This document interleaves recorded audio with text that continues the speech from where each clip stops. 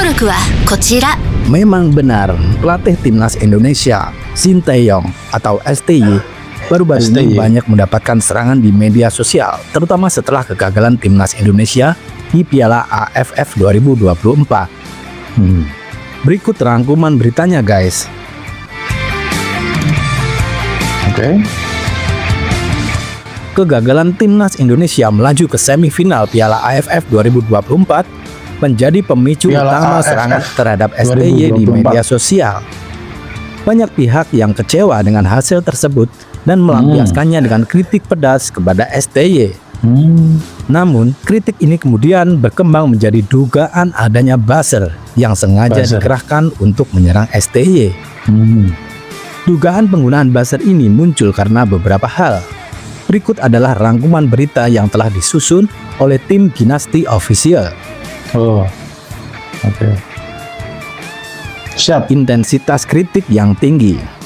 Setelah kekalahan dari Filipina yang memastikan timnas tersingkir, kritik terhadap STY meningkat secara signifikan di media sosial, terutama di platform X yang dulu dinamai Twitter. Narasi yang seragam. Beberapa akun media sosial terlihat menyebarkan narasi yang serupa. Misalnya, menyoroti bahwa STY hanya bisa meraih hasil bagus jika timnas diperkuat pemain naturalisasi, dan menuduh STY tidak memiliki strategi yang mumpuni tanpa pemain diaspora. Kecurigaan dari pengamat dan media. Beberapa pengamat sepak bola dan media juga menyoroti adanya aktivitas yang mencurigakan di media sosial, yang mengarah pada dugaan adanya koordinasi dalam menyerang Sinteyong.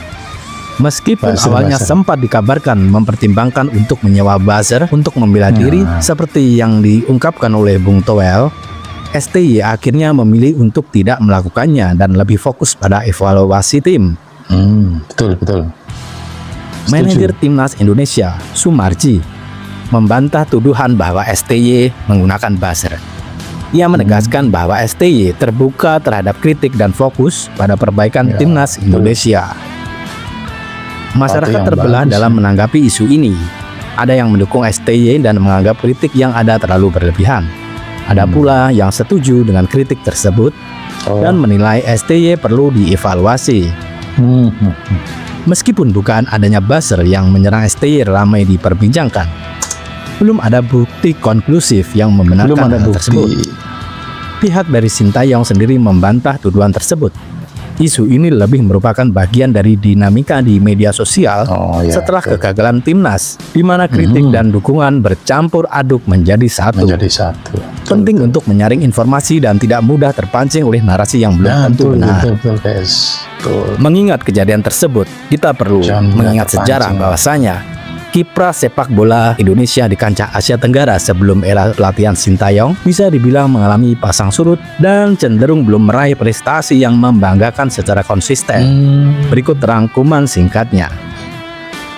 Indonesia pernah menjadi kekuatan yang disegani di Asia Tenggara pada era 90-an dan awal 2000-an. Beberapa prestasi yang pernah diraih antara lain medali emas SEA Games. Indonesia pernah meraih medali emas SEA Games pada tahun 87, 91, dan 2001. Juara Piala Tiger, sekarang bernama Piala AFF.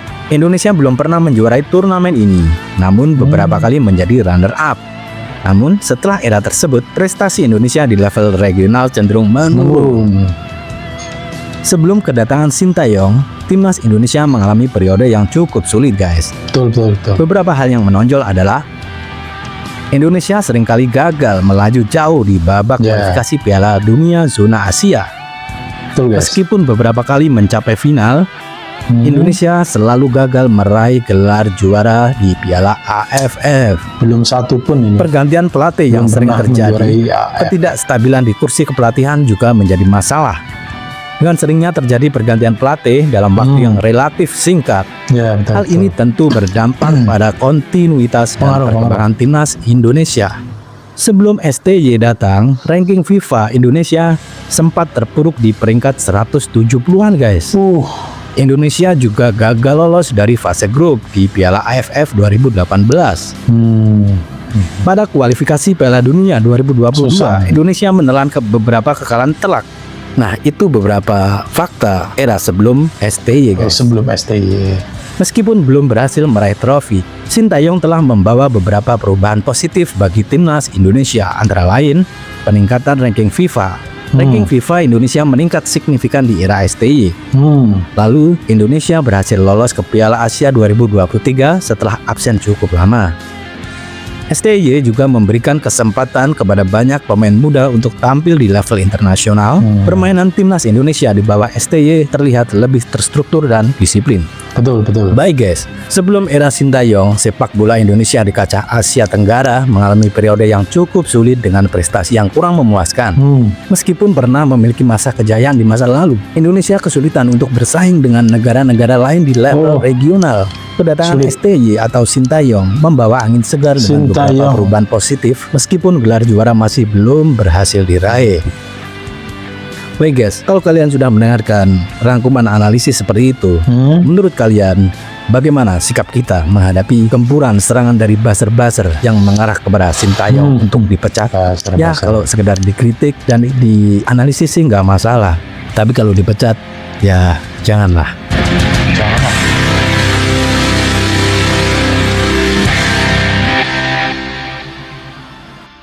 Baik guys, itulah tadi sejarah singkat perjalanan sepak bola Indonesia pada era sebelum STY sampai sekarang era STY. Jadi bisa kita ambil pesan singkat tadi bahwa STY di masa kepemimpinannya sebagai pelatih timnas Indonesia juga tidak mengalami hal-hal yang selalu mulus. Jadi tetap ada goncangan-goncangan ataupun hambatan dan kendala-kendala yang datangnya dari luar, termasuk isu dari beberapa buzzer-buzzer yang mengatakan kalau STY itu harusnya dipecat dan lain-lain. Bahkan kalau kita lihat tadi sebelum era STY, timnas Indonesia itu mengalami prestasi yang kurang menyenangkan dan menduduki ranking FIFA di 170-an.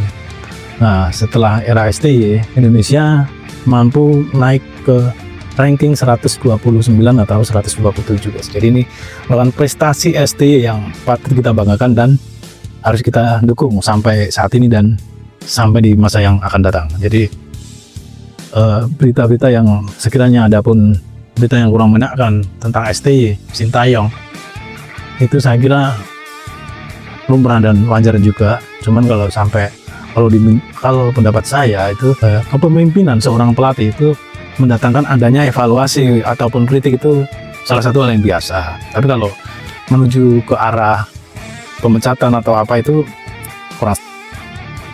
Baik guys, itulah tadi video singkat dari tim Dinasti Official. Semoga membawa sedikit ataupun banyak manfaat untuk kalian semua. Semoga kalian terhibur. Kami mengucapkan mohon maaf jika ada kurang lebihnya kata-kata kami. Sekian, assalamualaikum warahmatullahi wabarakatuh guys.